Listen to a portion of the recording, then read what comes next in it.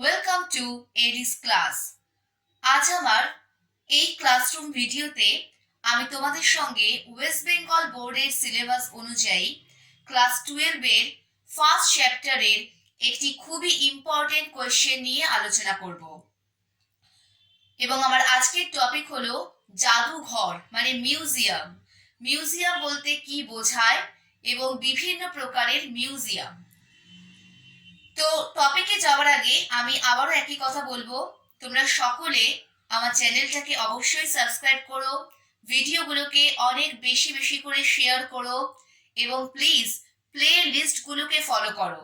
কারণ play list follow করলে তোমরা খুব ইজিলি বুঝতে পারবে তোমাদের কার কোন ভিডিওটা প্রয়োজন।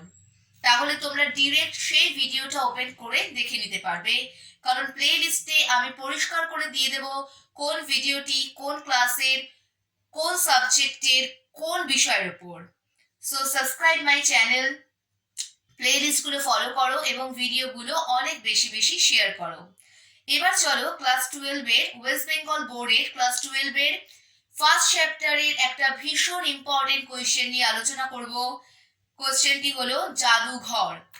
জাদুঘর বলতে কি বোঝায় এবং বিভিন্ন প্রকারের জাদুঘর বা মিউজিয়াম সম্পর্কে আলোচনা করো। এটা কিন্তু একটা বড় প্রশ্ন, 8 নম্বরের প্রশ্ন, ঠিক আছে।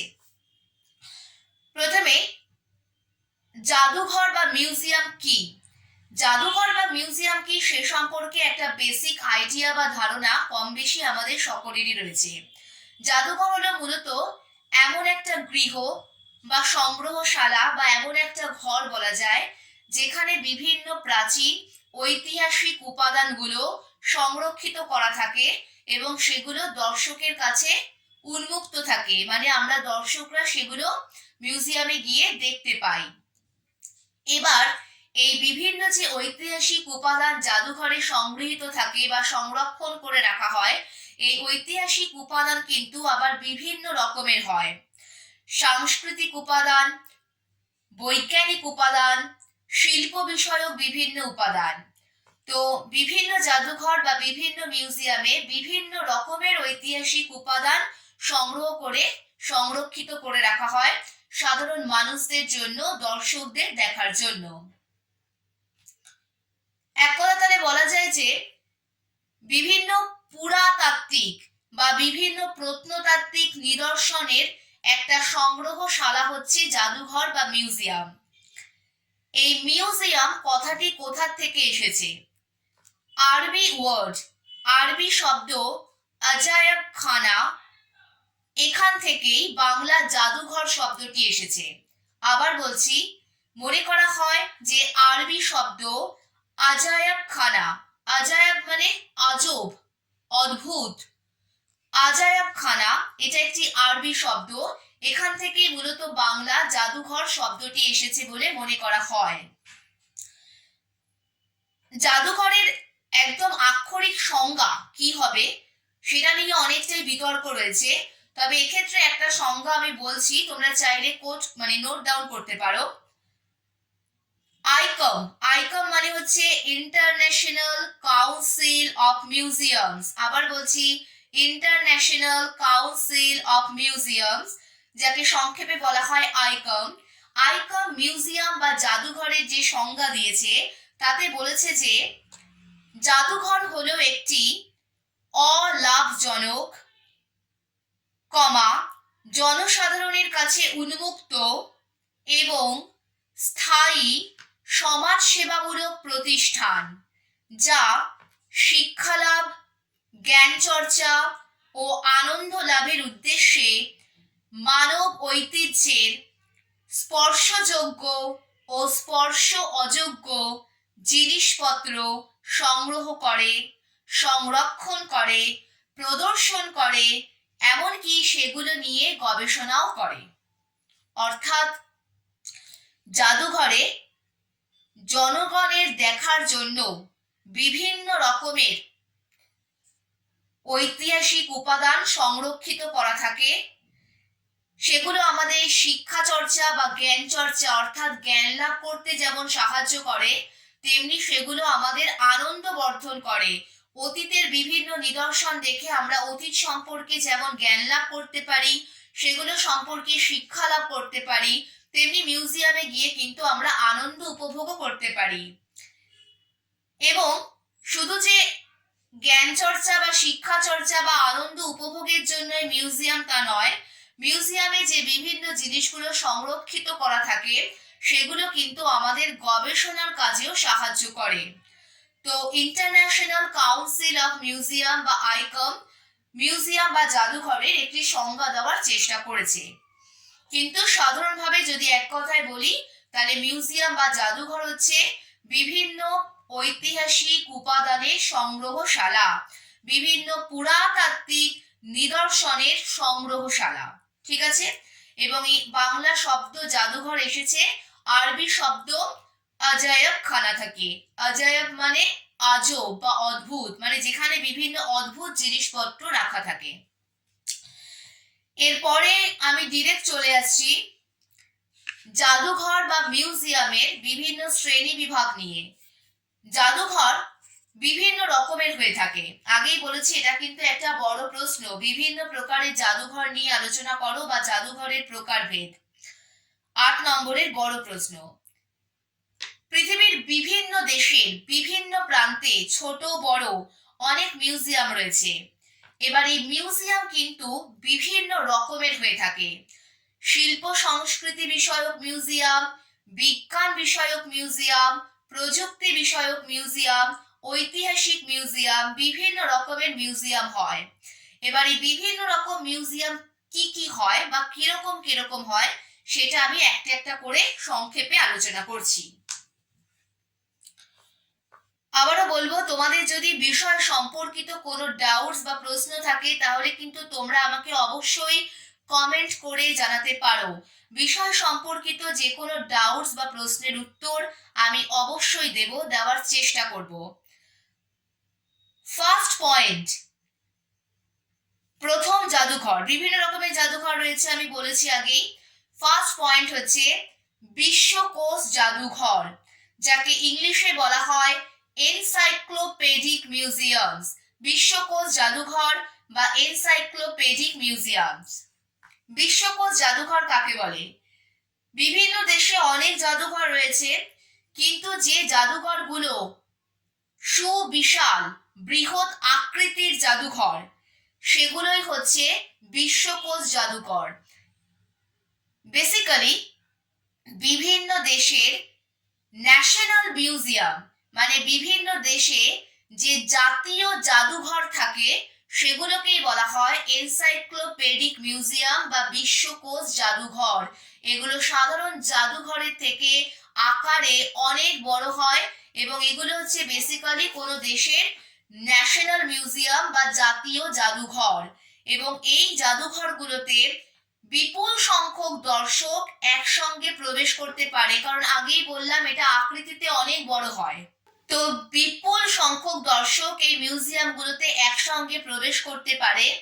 এমনকি এই জাতীয় মিউজিয়াম, যেগুলো বেসিক্যালি এনসাইক্লোপেডিক মিউজিয়াম, সেখানে কিন্তু জাতীয় স্তর এবং আন্তর্জাতিক স্তরের বিভিন্ন বিষয়ের সংগ্রহশালা এগুলো।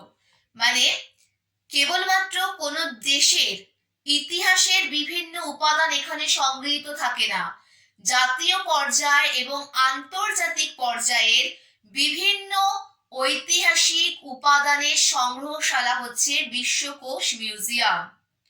তাহলে 3টে পয়েন্ট আবার বলছি। এনসাইক্লোপেডিক মিউজিয়াম বা বিশ্বকোষ মিউজিয়াম, এটা হচ্ছে আকৃতিতে বিশাল বড় মিউজিয়াম। বেসিক্যালি বিভিন্ন দেশের জাতীয় মিউজিয়ামকেই বলা হয় বিশ্বকোষ মিউজিয়াম, যেখানে একসঙ্গে বিপুল সংখ্যক দর্শক প্রবেশের সুযোগ থাকে। এবং এই মিউজিয়ামগুলোতে কেবল জাতীয় পর্যায়ে নয়, জাতীয় পর্যায়ের সঙ্গে সঙ্গে আন্তর্জাতিক পর্যায়ের বিভিন্ন বিষয়ের বিপুল পরিমাণে সংগ্রহ থাকে। উদাহরণ দিচ্ছি, সব থেকে বড় উদাহরণ হচ্ছে ব্রিটিশ মিউজিয়াম। ব্রিটিশ মিউজিয়াম হচ্ছে একটি বিশ্বকোষ মিউজিয়াম বা এনসাইক্লোপেডিক মিউজিয়াম। ব্রিটিশ মিউজিয়ামকে ইউনিভার্সাল মিউজিয়ামও বলা হয়ে থাকে। কারণ এখানে বিভিন্ন ধরনের শিল্পকলা, প্রত্নতাত্ত্বিক, নৃতাত্ত্বিক, ঐতিহাসিক এবং বিজ্ঞান বিষয়ক বিভিন্ন বিষয় সংরক্ষণ করে রাখা হয়েছে, যে কারণে ব্রিটিশ মিউজিয়াম একটি বিশ্বকোষ বা এনসাইক্লোপেডিক মিউজিয়াম, এমনকি একে সর্বজনীন মানে ইউনিভার্সাল মিউজিয়ামও বলা হয়। এবং এই ব্রিটিশ মিউজিয়ামে যে বিভিন্ন ঘর রয়েছে, বিভিন্ন ঘরগুলোতে পৃথক পৃথক ঘরে পৃথক পৃথক বিষয়ের নিদর্শনের ব্যবস্থা রয়েছে। সেকেন্ড পয়েন্টে আসছি, প্রত্নতাত্ত্বিক মিউজিয়াম। প্রত্নতাত্ত্বিক মিউজিয়াম কথাটা থেকে বুঝতে পারছো এটা হচ্ছে এমন একটা জাদুঘর বা এমন একটা মিউজিয়াম যেখানে বিভিন্ন আর্কিওলজিক্যাল এভিডেন্স, বিভিন্ন প্রত্নতাত্ত্বিক নিদর্শন সংগ্রহ করা থাকে। তাহলে আর্কিওলজি মিউজিয়ামস বা প্রত্নতাত্ত্বিক জাদুঘর কাকে বলে? যে জাদুঘরে বিভিন্ন আর্কিওলজিক্যাল এভিডেন্স বা বিভিন্ন প্রত্নতাত্ত্বিক নিদর্শন সংরক্ষিত থাকে এবং সেগুলো প্রদর্শনেরও ব্যবস্থা করা থাকে। এই জাদুঘরকে আবার দুটো ভাগে ভাগ করা যায়, খোলা জায়গায় এবং অট্টালিকার ভেতরে। আর্কিওলজি মিউজিয়াম দু রকমের হয়। কিছু মিউজিয়াম হয় যেগুলো খোলা জায়গায় থাকে, যেমন একটা উদাহরণ দিচ্ছি, অ্যাগোরা অফ এথেন্স এবং রোমান ফোরাম। আবার বলছি, অ্যাগোরা অফ এথেন্স এবং রোমান ফোরাম হলো এই ধরনের জাদুঘর। কিরকম জাদুঘর? আর্কিওলজি মিউজিয়াম, কিন্তু খোলা জায়গায় অবস্থিত আর্কিওলজি মিউজিয়াম। আরেক ধরনের মিউজিয়াম হয় আর্কিওলজি মিউজিয়াম যেগুলো কোনো অট্টালিকার ভেতরে থাকে, যেমন এর উদাহরণ হচ্ছে ওয়েস্টার্ন অস্ট্রেলিয়ান মিউজিয়াম। এটি এক ধরনের আর্কিওলজি মিউজিয়াম, কিন্তু কিরকম আর্কিওলজি মিউজিয়াম? অট্টালিকার ভেতরে অবস্থিত আর্কিওলজি মিউজিয়াম। ঠিক আছে, নেক্সট আসছে শিল্প জাদুঘর মানে আর্ট মিউজিয়াম। শিল্প জাদুঘর বা আর্ট মিউজিয়ামে বিভিন্ন ধরনের শিল্পকলা সংরক্ষিত থাকে এবং সেগুলো দর্শকদের দেখানোর জন্য প্রদর্শনীরও ব্যবস্থা থাকে।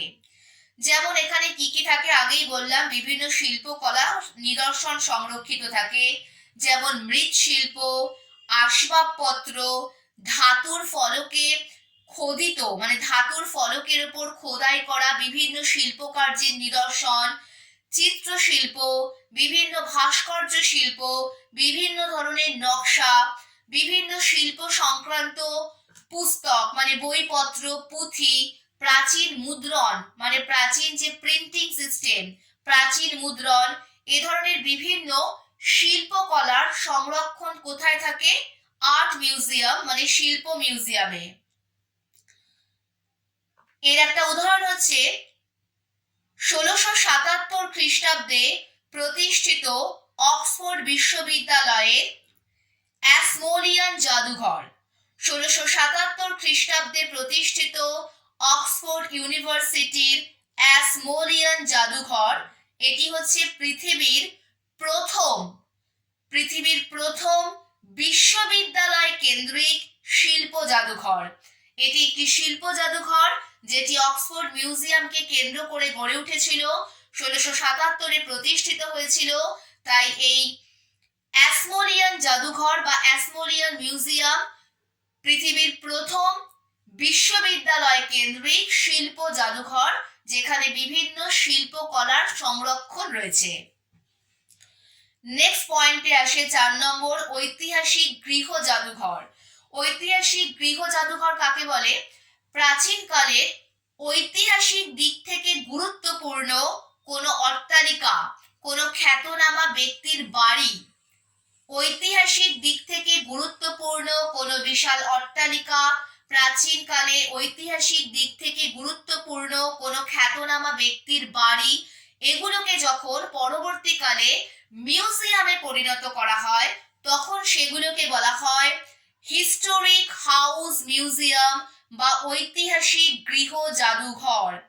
যেমন ধরো, খুব সোজা একটা উদাহরণ, আমরা কম বেশি প্রত্যেকেই মুর্শিদাবাদ গিয়েছি বা মুর্শিদাবাদের হাজারদুয়ারির নাম শুনেছি। মুর্শিদাবাদ জেলার লালবাগে অবস্থিত হাজারদুয়ারি, এটি হচ্ছে একটি ঐতিহাসিক গৃহ জাদুঘর বা হিস্টোরিক হাউস মিউজিয়াম, এবং এখানে বাংলার নবাবী আমলের বিভিন্ন ঐতিহাসিক নিদর্শনের সংরক্ষণ রয়েছে। হাজারদুয়ারি একসময় প্যালেস ছিল, পরবর্তীকালে সেই হাজারদুয়ারি প্যালেসকে একটি মিউজিয়ামে পরিণত করা হয়েছে বর্তমানে। তাই মুর্শিদাবাদের হাজারদুয়ারি মিউজিয়াম অবশ্য করেই একটি ঐতিহাসিক গৃহ জাদুঘর বা হিস্টোরিক হাউস মিউজিয়াম, যেখানে বাংলার নবাবী আমলের বিভিন্ন ঐতিহাসিক নিদর্শন সংরক্ষিত রয়েছে এবং দর্শকদের দেখারও বন্দোবস্ত রয়েছে। 5th নম্বর হচ্ছে জীবন্ত জাদুঘর। পৃথিবীতে এমন বহু জাদুঘর আছে যেখানে প্রাচীনকালের মানুষের বিভিন্ন জীবনযাত্রা অনুকরণ করে সেগুলোকে দেখানো হয়, মানে লিভিং মিউজিয়াম, যেটাকে বলা হয় জীবন্ত জাদুঘর বা লিভিং মিউজিয়াম। ঐতিহাসিক দৃষ্টিকোণ থেকে প্রাচীনকালের মানুষের বিভিন্ন জীবনযাত্রা এই মিউজিয়ামগুলোতে দেখানো হয়। অনেক সময় লাইট অ্যান্ড সাউন্ডের মাধ্যমে দেখানো হয় বা প্রজেক্টরের মাধ্যমে দেখানো হয়। প্রাচীনকালের মানুষের বিভিন্ন জীবনযাত্রা এখানে অডিও ভিজুয়ালের মাধ্যমে দেখানোর ব্যবস্থা থাকে। এগুলোকে বলা হয় লিভিং মিউজিয়াম বা জীবন্ত জাদুঘর। এর একটা উদাহরণ দিচ্ছি। প্রথম জীবন্ত জাদুঘর কোথায় গড়ে উঠেছিল? সুইডেনের স্টকহোমে। প্রথম জীবন্ত জাদুঘর বা লিভিং মিউজিয়াম গড়ে উঠেছিল 1891 খ্রিস্টাব্দে সুইডেনের স্টকহোমে, এবং এই জাদুঘরটির নাম ছিল আর্থার হ্যাজেলিয়াস। আবার বলছি, প্রথম জীবন্ত জাদুঘর বা লিভিং মিউজিয়াম গড়ে ওঠে 1891-তে সুইডেনের স্টকহোমের কাছে। জাদুঘরটির নাম হচ্ছে স্কানসেন মিউজিয়াম। সরি, একটু ভুল হয়েছিল বলতে আমার। আবার এই জায়গাটা আমি একটু ক্লিয়ার করে দিচ্ছি।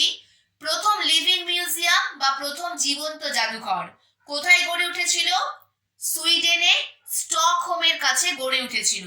কত সালে গড়ে উঠেছিল? 1891-তে গড়ে উঠেছিল। মিউজিয়ামটির নাম কি? মিউজিয়ামটির নাম স্কানসেন মিউজিয়াম। স্কানসেন মিউজিয়াম, এবং এটি প্রতিষ্ঠা করেছিলেন কে? আর্থার হ্যাজেলিয়াস।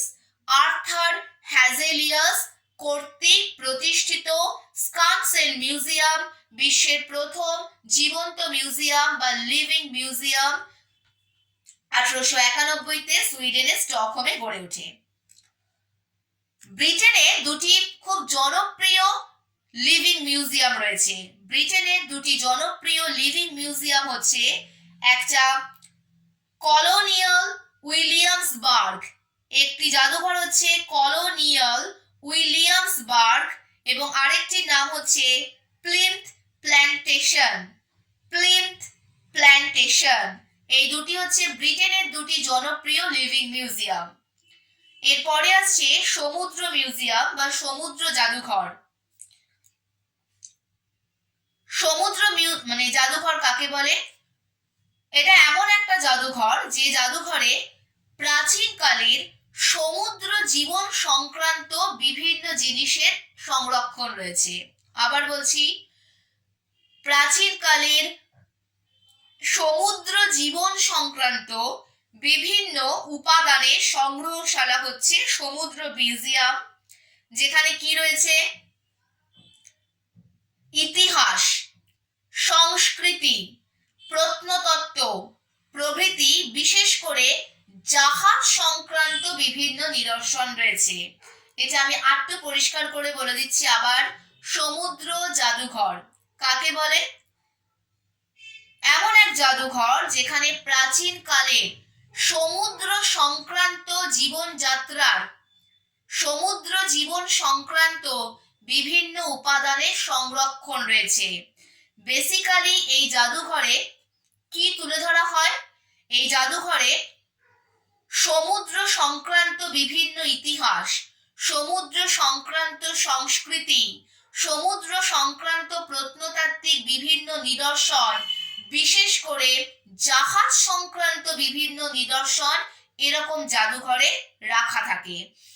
প্রাচীনকালে সমুদ্রের সঙ্গে মানুষের, কোনো গোষ্ঠীর, কোনো সমাজের সম্পর্ক কেমন ছিল তা এই জাদুঘরে বিভিন্ন নিদর্শনের মাধ্যমে তুলে ধরার চেষ্টা করা হয়। এই জাদুঘরকে আবার কয়েকটি ভাগে ভাগ করা যায়। যেমন কোনো কোনো সমুদ্র জাদুঘরে প্রাচীন জাহাজের ধ্বংসাবশেষ থাকে, কোনো কোনো সমুদ্র জাদুঘরে সমুদ্র অঞ্চল থেকে পাওয়া মানুষের সৃষ্টি করা বিভিন্ন প্রাচীন নিদর্শন, প্রাচীন সমুদ্রযানের মডেল এগুলো রাখা থাকে। কোনো কোনো সমুদ্র জাদুঘরে নৌবাহিনীর ঐতিহাসিক তথ্য সংরক্ষিত থাকে। সমুদ্র জাদুঘর আবার বিভিন্ন রকমের হয়। কোনো কোনো জাদুঘরে বিভিন্ন প্রাচীন জাহাজের নিদর্শন সংরক্ষিত থাকে। কোনো কোনো সমুদ্র জাদুঘরে মানুষের তৈরি করা সমুদ্র অঞ্চল থেকে পাওয়া প্রাচীনকালের মানুষের তৈরি করা বিভিন্ন নিদর্শন, বিভিন্ন সমুদ্রযানের মডেল রাখা থাকে। কোনো কোনো সমুদ্র জাদুঘরে বিভিন্ন প্রাচীন নৌবাহিনীর বিভিন্ন ঐতিহাসিক তথ্য সংরক্ষিত থাকে। তাহলে সমুদ্র জাদুঘরও আবার বিভিন্ন রকমের হয়, তবে বেসিক্যালি সমুদ্র জাদুঘরে প্রাচীনকালে কোনো সমাজের সঙ্গে সমুদ্রের কিরকম যোগাযোগ ছিল, কিরকম সম্পর্ক ছিল, প্রাচীনকালের বিভিন্ন নৌযান বা জাহাজের নিদর্শন সেগুলোর মডেল রাখা থাকে। সমুদ্র জীবন সংক্রান্ত বিভিন্ন ঐতিহাসিক উপাদান এখানে সংরক্ষিত থাকে। উদাহরণ হচ্ছে, দুটো উদাহরণ বলছি। ভার্জিনিয়ার মেরিনার্স মিউজিয়াম, আবার বলছি ভার্জিনিয়ার বিখ্যাত মেরিনার্স মিউজিয়াম, এটি একটি সমুদ্র মিউজিয়াম। সান ফ্রান্সিসকোতে অবস্থিত মেরিটাইম মিউজিয়াম এবং মিস্টিক সিপোর্ট। ভার্জিনিয়ার মেরিনার্স মিউজিয়াম, সান ফ্রান্সিসকোর মেরিটাইম মিউজিয়াম এবং মিস্টিক সিপোর্ট এগুলো বিভিন্ন সমুদ্র মিউজিয়াম, মানে বিভিন্ন মেরিটাইম মিউজিয়ামের উদাহরণ। এরপরে আসছে সামরিক জাদুঘর। বোঝাই যাচ্ছে সামরিক জাদুঘর হচ্ছে সেই সমস্ত জাদুঘর বা মিউজিয়াম যেখানে বিভিন্ন সামরিক নিদর্শনের সংরক্ষণ রয়েছে, যেমন যুদ্ধের বিভিন্ন অস্ত্রশস্ত্র, যুদ্ধে ব্যবহৃত বিভিন্ন কামান, যুদ্ধের সময় সৈনিকরা কি ধরনের পোশাক পরিচ্ছদ পরত, কি ধরনের হাতি ঘোড়া কি রকম জিনিসপত্র তারা ইউজ করত, অর্থাৎ যুদ্ধ সংক্রান্ত সমর সংক্রান্ত বিভিন্ন নিদর্শনের সংগ্রহশালা হচ্ছে সামরিক মিউজিয়াম। যেমন ধরো উদাহরণ বলছি, Canadian war museum, the national first world war museum. এই the national first world war museum এখানে প্রথম বিশ্বযুদ্ধ সংক্রান্ত বিভিন্ন ঐতিহাসিক উপাদান এই মিউজিয়ামে রয়েছে। তাই সামরিক মিউজিয়ামের দুটো মেন উদাহরণ হচ্ছে কানাডিয়ান ওয়ার মিউজিয়াম, আরেকটি হচ্ছে the national first world war museum. প্রাকৃতিক ইতিহাস জাদুঘর, natural history museum. Natural history museum বা প্রাকৃতিক ইতিহাস জাদুঘর কাকে বলে? এই রকম জাদুঘরে কি সংরক্ষণ করা থাকে? প্রাকৃতিক পৃথিবীর, অর্থাৎ আমাদের এই প্রকৃতির, আমাদের এই নেচারের বিভিন্ন নিদর্শন এখানে সংগ্রহ করা থাকে। ঠিক আছে, এই ধরনের জাদুঘরে বিশ্ব প্রকৃতি এবং সংস্কৃতির উপর আলোকপাত করা হয়। এই যে ন্যাচারাল হিস্ট্রি মিউজিয়াম, এখানে আমাদের আশেপাশে যে নেচার রয়েছে, যে প্রকৃতি রয়েছে, যে বিশ্ব প্রকৃতি রয়েছে, সেই প্রাকৃতিক পৃথিবীর বা বিশ্ব প্রকৃতির বিভিন্ন নিদর্শন এখানে সংগ্রহ করা থাকে, সংরক্ষণ করা থাকে এবং প্রদর্শনেরও ব্যবস্থা করা থাকে। তো এই ধরনের জাদুঘরগুলো মেনলি বিশ্ব প্রকৃতির বিভিন্ন নিদর্শনের ওপর এবং বিশ্ব সংস্কৃতির ওপরে আলোকপাত করে। যেমন ধরো, উদাহরণ দিয়ে বলছি, এ ধরনের মিউজিয়ামে বেসিক্যালি কি থাকে, বিভিন্ন প্রাকৃতিক বিষয়, ডাইনোসরদের জগৎ, জীববিদ্যা, সমুদ্রবিদ্যা, নৃতত্ত্ববিদ্যা প্রভৃতি বিষয়ের বিভিন্ন নিদর্শন এ ধরনের প্রাকৃতিক ইতিহাস জাদুঘর মানে ন্যাচারাল হিস্ট্রি মিউজিয়ামে এই ধরনের বিষয়গুলো সংরক্ষিত থাকে। প্রাকৃতিক বিষয়, ডাইনোসরদের জগৎ, জীববিদ্যা, সমুদ্রবিদ্যা, নৃতত্ত্ববিদ্যা অর্থাৎ বিশ্ব প্রকৃতি এবং সংস্কৃতি সংক্রান্ত বিভিন্ন উপাদানের সংগ্রহশালা হচ্ছে এই ন্যাচারাল হিস্ট্রি মিউজিয়াম। এবং এই নিদর্শনগুলো দেখে বা এই ধরনের জাদুঘর মানুষের বিবর্তন, জীব বৈচিত্র্য এই সমস্ত বিষয়ে আমাদেরকে শিক্ষা দিয়ে থাকে। ঠিক আছে, উদাহরণ কি, লন্ডনের ন্যাচারাল হিস্ট্রি মিউজিয়াম, লন্ডনের ন্যাচারাল হিস্ট্রি মিউজিয়াম, অক্সফোর্ডের Oxford university museum of natural history, আবার বলছি Oxford university museum of natural history, ওয়াশিংটনের national museum of natural history, New ইয়র্কের American museum of natural history, এগুলো হচ্ছে বিশ্বের কয়েকটি উল্লেখযোগ্য ন্যাচারাল হিস্ট্রি মিউজিয়াম, যেগুলো থেকে আমরা জীব বিবর্তন, জীব বৈচিত্র্যের বিভিন্ন নিদর্শন পেয়ে থাকি। বিজ্ঞান জাদুঘর মানে সায়েন্স মিউজিয়াম, এর থেকেই বোঝা যাচ্ছে এ ধরনের জাদুঘরে বিজ্ঞান এবং প্রযুক্তিগত বিভিন্ন বিষয়ে নিদর্শন থাকে। বিজ্ঞান এবং প্রযুক্তিগত বিবর্তন, বিজ্ঞান এবং প্রযুক্তির অগ্রগতি, বিজ্ঞান এবং প্রযুক্তির নতুন নতুন বিভিন্ন আবিষ্কার, এই সমস্ত বিষয়গুলোর বিভিন্ন নিদর্শনের সংগ্রহশালা হচ্ছে সায়েন্স মিউজিয়াম। যেমন ধরো, এবং সায়েন্স মিউজিয়ামগুলোর আকৃতির একটা বিশেষ বৈশিষ্ট্য আছে।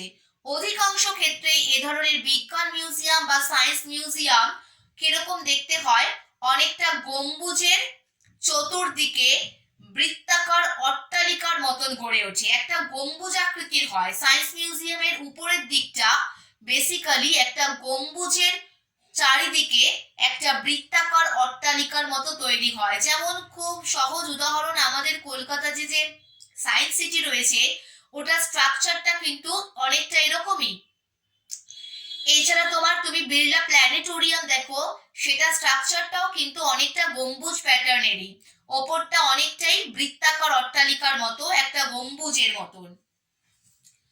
সায়েন্স সিটি, বিড়লা প্ল্যানেটোরিয়াম এগুলোর আকৃতির সঙ্গে কিন্তু অনেকটাই এর মিল রয়েছে। আচ্ছা, এই ধরনের মিউজিয়ামগুলোতে 3D ভিডিও মাধ্যমে বিভিন্ন বিষয় দেখানো হয়। আগে বললাম এখানে বিজ্ঞান ও প্রযুক্তির বিবর্তন, বিজ্ঞান ও প্রযুক্তির অগ্রগতি, বিজ্ঞান ও প্রযুক্তির বিভিন্ন আবিষ্কার সংক্রান্ত নিদর্শন সংরক্ষিত থাকে এবং সেগুলো দর্শকদেরকে দেখানোর ব্যবস্থা থাকে।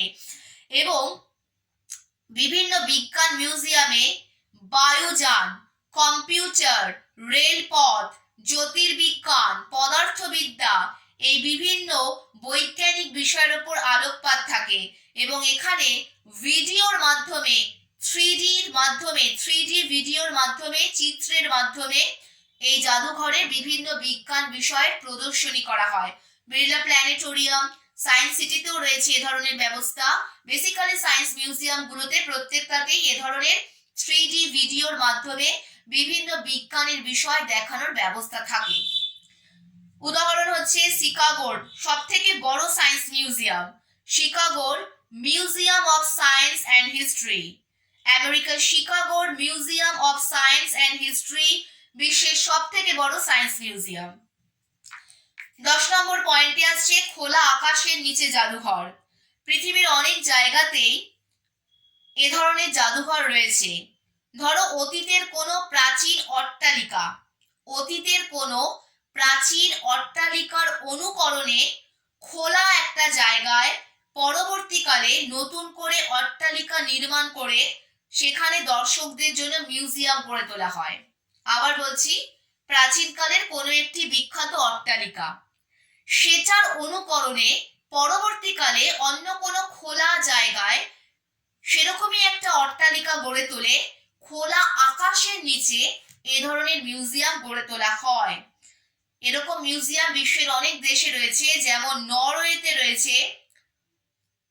নরওয়ের অসলো শহরের কাছে 1881 খ্রিস্টাব্দে, আবার বলছি 1881 খ্রিস্টাব্দে নরওয়ের অসলো শহরের কাছে দ্বিতীয় অস্কারের জাদুঘরটি হলো খোলা আকাশের নিচে প্রতিষ্ঠিত প্রথম জাদুঘর।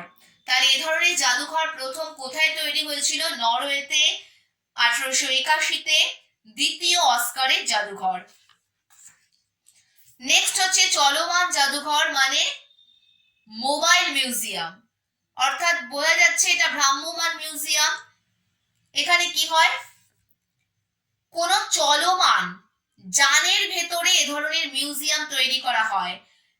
বিভিন্ন ঐতিহাসিক বা বিভিন্ন দুর্লভ নিদর্শন যখন কোনো চলমান যান, মানে যান বলতে ভেহিকলস, বিভিন্ন ঐতিহাসিক নিদর্শন, বিভিন্ন দুর্লভ নিদর্শন যখন কোনো চলমান ভেহিকলস বা চলমান যানের মধ্যে সংরক্ষণ করা হয়, তখন সেটাকে বলা হয় চলমান মিউজিয়াম বা চলমান জাদুঘর বা মোবাইল মিউজিয়াম।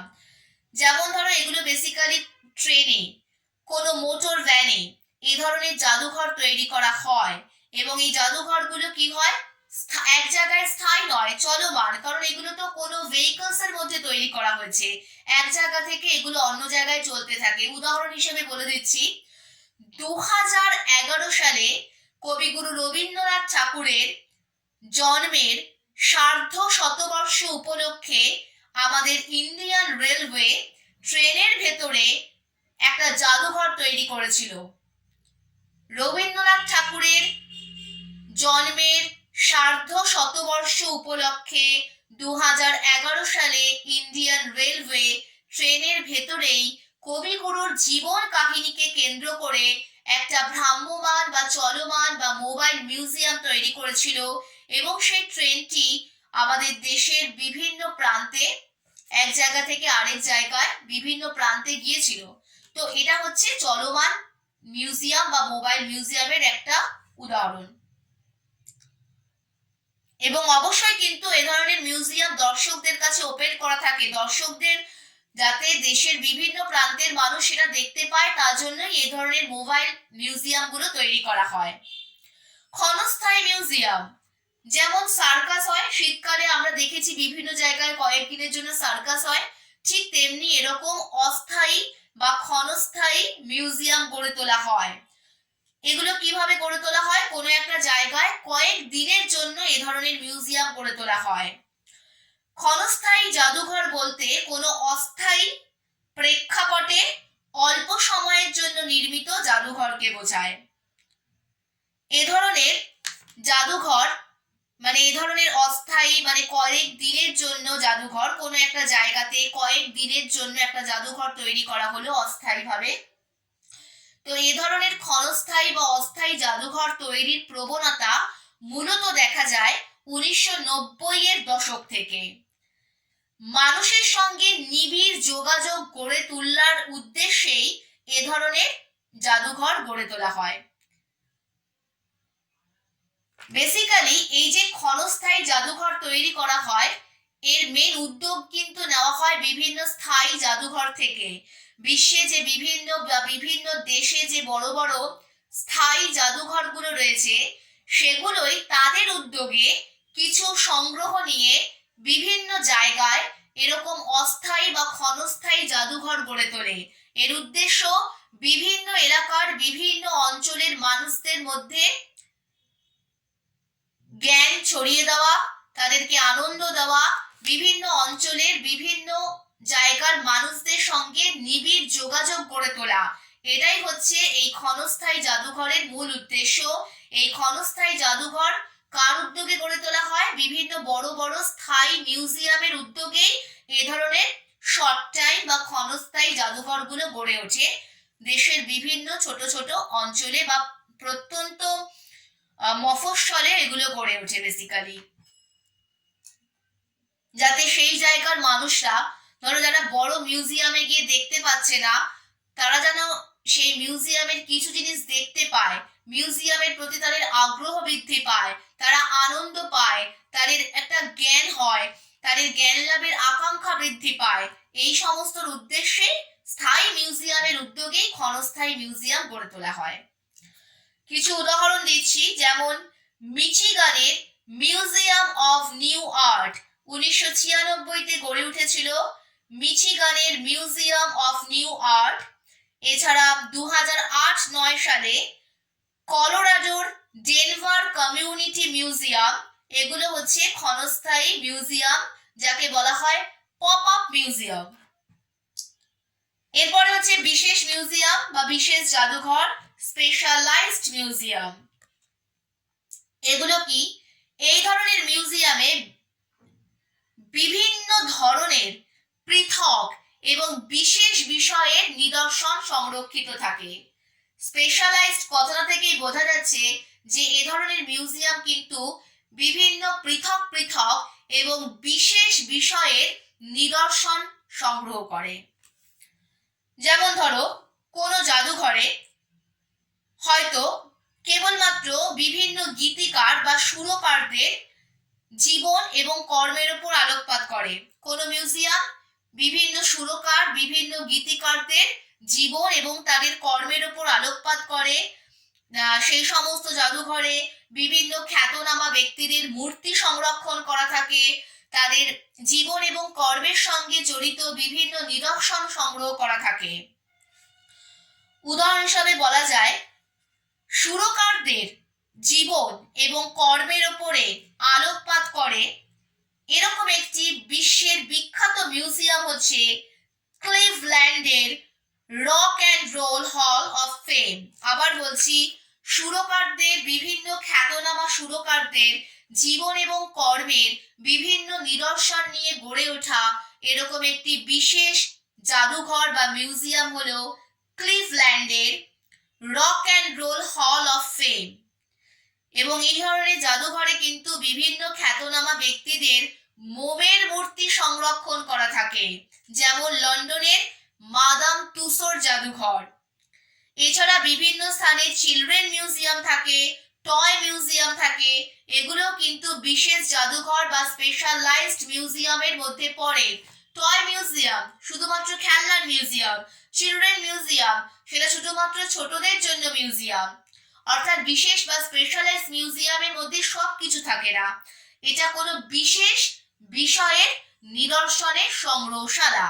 উদাহরণ children museum, toy museum, madame তুসোর মিউজিয়াম। বেসিক্যালি এই মিউজিয়ামগুলোতে বিভিন্ন খ্যাতনামা ব্যক্তিদের মোমের মূর্তি থাকে। ক্লিভল্যান্ডের rock and roll hall of fame. Next হচ্ছে নেট জাদুঘর। পুরো বিশ্বে অনেক বড় বড় মিউজিয়াম আছে, কিন্তু আমাদের পক্ষে তো সব মিউজিয়ামে গিয়ে দেখা সম্ভব নয়। তাই জন্য অনেক সময় বিশ্বের বড় বড় বিখ্যাত জনপ্রিয় মিউজিয়ামগুলো তাদের মিউজিয়ামের ভেতরে কি কি আছে সেগুলো তাদের নিজস্ব ওয়েবসাইট আছে, সেই ওয়েবসাইটে আপলোড করে দেয়।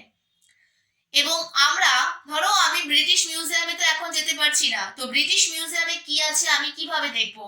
এরকম বিশ্বের কিছু বিখ্যাত জনপ্রিয় বড় বড় মিউজিয়াম, তারা তাদের মিউজিয়ামের পেজ থাকে, তাদের ওয়েবসাইট থাকে, নিজস্ব ওয়েবসাইট থাকে, এবং সেই ওয়েবসাইটে তারা তাদের মিউজিয়ামের ভেতরে কি কি আছে সেই বিভিন্ন ঘরের ছবিগুলো তারা আপলোড করে। তো আমরা ঘরে বসে নেটের মাধ্যমেই বিশ্বের বিভিন্ন মিউজিয়ামের ভিতরে ছবি দেখতে পারি। এটাকেই বলা হয় নেট মিউজিয়াম। এই যে সাম্প্রতিককালে দেখা যায় বিভিন্ন জাদুঘর বা অন্য কোনো সংস্থা তাদের বিভিন্ন নিদর্শনগুলোর ছবি তুলে সেগুলো ইন্টারনেটে প্রকাশ করে, এবং দর্শকরা আমরা ডিরেক্টলি মানে প্রত্যক্ষভাবে না হলেও সেই সমস্ত মিউজিয়ামের ওয়েবসাইট দেখে কিছুটা হলেও সেই মিউজিয়ামগুলো সম্পর্কে জানতে পারি, আমাদের চাহিদা মেটাতে পারি। এ ধরনের জাদুঘরই হচ্ছে নেট মিউজিয়াম বা ভার্চুয়াল মিউজিয়াম, নেট মিউজিয়াম বা ভার্চুয়াল মিউজিয়াম। যেমন কয়েকটা উদাহরণ হচ্ছে virtual museum of Canada, national museum of the United states air force, virtual museum of Canada. এছাড়া আরেকটি হচ্ছে national museum of the United states air force. এই দুটো হচ্ছে বিশ্বের দুটো জনপ্রিয় নেট মিউজিয়াম বা ভার্চুয়াল মিউজিয়াম, যাদের ওয়েবসাইটের মাধ্যমে আমরা সেই মিউজিয়ামগুলো দেখতে পারি। জৈব পার্ক এবং বৃক্ষের বাগান, যেমন জৈব পার্ক মানে চিড়িয়াখানা, আর বৃক্ষের বাগান মানে zoological parks and botanical Gardens. এক কথায় জৈব পার্ক ও বৃক্ষের বাগান এটা কিন্তু এক ধরনের মিউজিয়ামের মধ্যে পড়ে, যাকে ইংলিশে বলা হয় জুওলজিক্যাল পার্কস এবং বোটানিক গার্ডেনস। এগুলো এক ধরনের মিউজিয়াম। কেননা জাদুঘরের মতন এগুলোরও লক্ষ্য থাকে বিভিন্ন নিদর্শন সংগ্রহ করা, সংরক্ষণ করা। জাদুঘরে যেমন বিভিন্ন জিনিস বা বিভিন্ন নিদর্শন সংগ্রহ করা হয়, সংরক্ষণ করা হয়, দর্শকদের প্রদর্শনের ব্যবস্থা করা হয়, তেমনি চিড়িয়াখানা মানে জুওলজিক্যাল পার্ক, বোটানিক গার্ডেনগুলোরও একই রকমের উদ্দেশ্য। এখানেও কিন্তু বিভিন্ন জৈব প্রাণী, বিভিন্ন গাছপালা সংরক্ষণ করা থাকে এবং সেগুলো সাধারণ মানুষকে দেখানোর সুযোগ থাকে, সেগুলো সাধারণ মানুষের কাছে প্রদর্শনের ব্যবস্থা থাকে। তাহলে জাদুঘরের মতো এগুলোরও লক্ষ্য হলো বিভিন্ন নিদর্শন সংগ্রহ, সেগুলো সংরক্ষণ, প্রদর্শন, সেই সঙ্গে শিক্ষাদান। উদাহরণ হচ্ছে লন্ডন জু, শিকাগো বোটানিক গার্ডেন, কলকাতা চিড়িয়াখানা, এছাড়া বোটানিক্যাল গার্ডেন, শিবপুরে বোটানিক্যাল গার্ডেন। এগুলো হচ্ছে এই ধরনের জাদুঘরের উদাহরণ। স্থানীয় জাদুঘর, স্থানীয় জাদুঘর কাকে বলে? কোন স্থানীয় এলাকা থেকে বিভিন্ন ঐতিহাসিক নিদর্শন সংগ্রহ করে, কোন স্থানীয় এলাকা বা অঞ্চল থেকে বিভিন্ন ঐতিহাসিক নিদর্শন সংগ্রহ করে কোনো ছোট শহরে বা কোনো গ্রামাঞ্চলে এ ধরনের স্থানীয় জাদুঘর গড়ে তোলা হয়। উদাহরণ কি? আমেরিকার ক্যালিফোর্নিয়ার ফ্রিমন্ট শহরে, আমেরিকার ক্যালিফোর্নিয়ার ফ্রিমন্ট শহরে এ ধরনের জাদুঘর রয়েছে। এখানে ফ্রিমন্ট শহরেরই বিভিন্ন ঐতিহাসিক নিদর্শন রয়েছে। এই ধরনের জাদুঘরের উদ্দেশ্য কি? এ ধরনের স্থানীয় জাদুঘর স্থানীয় মানুষদের ইতিহাস চর্চার আগ্রহ বৃদ্ধি করে, কারণ এই জাদুঘরগুলো কেবলমাত্র স্থানীয় ঐতিহাসিক উপাদানের সংগ্রহশালা, যা স্থানীয় মানুষদের ইতিহাস চর্চায় আগ্রহ বৃদ্ধি করে। নেক্সট হচ্ছে ব্যক্তিগত জাদুঘর। ধরো কোনো ধনী ব্যক্তি বা কোনো সম্ভ্রান্ত অভিজাত পরিবার তাদের নিজস্ব উদ্যোগে, নিজস্ব উৎসাহে এবং নিজেদের অর্থ খরচ করে বিভিন্ন ঐতিহাসিক উপাদান সংগ্রহ করে সেগুলোকে সংরক্ষণ করে তাদের ব্যক্তিগত উদ্যোগে একটা মিউজিয়াম বা জাদুঘর গড়ে তুলেছে, সেটাকে আমরা বলবো ব্যক্তিগত জাদুঘর, পার্সোনাল মিউজিয়াম। উদাহরণ হচ্ছে নদিয়া জেলার কৃষ্ণনগরে মোহিত রায়ের ব্যক্তিগত উদ্যোগে একটি জাদুঘর রয়েছে। নদিয়া জেলার কৃষ্ণনগরে মোহিত রায়ের নিজস্ব ব্যক্তিগত উৎসাহ এবং উদ্যোগে গড়ে তোলা একটি জাদুঘর রয়েছে। এ ধরনের জাদুঘরও সাধারণ মানুষকে ইতিহাস চর্চায় আরো বেশি আগ্রহী করে তোলে। তো এই ছিল জাদুঘর বা মিউজিয়াম বলতে এক কথায় কি বোঝা যায় এবং বিভিন্ন প্রকারের জাদুঘরের শ্রেণী বিভাগ কি কি আবার বলে দিচ্ছি। বিশ্বকোষ জাদুঘর, প্রত্নতাত্ত্বিক জাদুঘর, শিল্প জাদুঘর, ঐতিহাসিক গৃহ জাদুঘর, জীবন্ত জাদুঘর, সমুদ্র জাদুঘর, সামরিক জাদুঘর, প্রাকৃতিক ইতিহাস জাদুঘর, বিজ্ঞান মিউজিয়াম, খোলা আকাশের নিচে গড়ে তোলা মিউজিয়াম, চলমান জাদুঘর, ক্ষণস্থায়ী জাদুঘর, স্পেশালাইজড মিউজিয়াম, ভার্চুয়াল বা net museum, zoological parks and botanic gardens, স্থানীয় জাদুঘর এবং ব্যক্তিগত জাদুঘর। এটা ক্লাস 12 এর ফার্স্ট চ্যাপ্টারের একটা খুবই ইম্পর্টেন্ট কোশ্চেন, 8 নম্বরের। আশা করি তোমাদের কাছে বিষয়টা ক্লিয়ার হয়েছে। তাও কারোর কোনো প্রশ্ন বা ডাউটস থাকলে আমাকে অবশ্যই কমেন্ট করবে এবং আমি তোমাদের সেই প্রশ্নের উত্তর দেওয়ার অবশ্যই চেষ্টা করব। সবশেষে আবার বলবো, তোমরা প্রত্যেকে আমার চ্যানেলটিকে সাবস্ক্রাইব করো, ভিডিওগুলোকে অনেক বেশি বেশি করে শেয়ার করো এবং প্লে লিস্টগুলো ফলো করতে ভুলো না, কারণ প্লে লিস্টগুলো তোমাদেরকে হেল্প করবে। So please subscribe my channel and follow the playlist এবং ভিডিওগুলো শেয়ার করো। মন দিয়ে পড়াশোনা করো। সকলে ভালো থেকো, সুস্থ থেকো। কোনো প্রশ্ন থাকলে অবশ্যই কমেন্ট করো। Thank you.